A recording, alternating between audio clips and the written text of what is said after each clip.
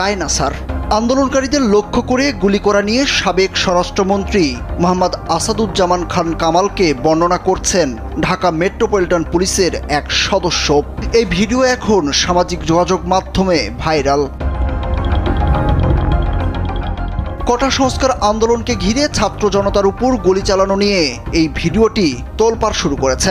ভিডিওটি সোশ্যাল মিডিয়ায় প্রকাশের পর এই ঘটনার তীব্র সমালোচনা করছেন নেটিজেনরা।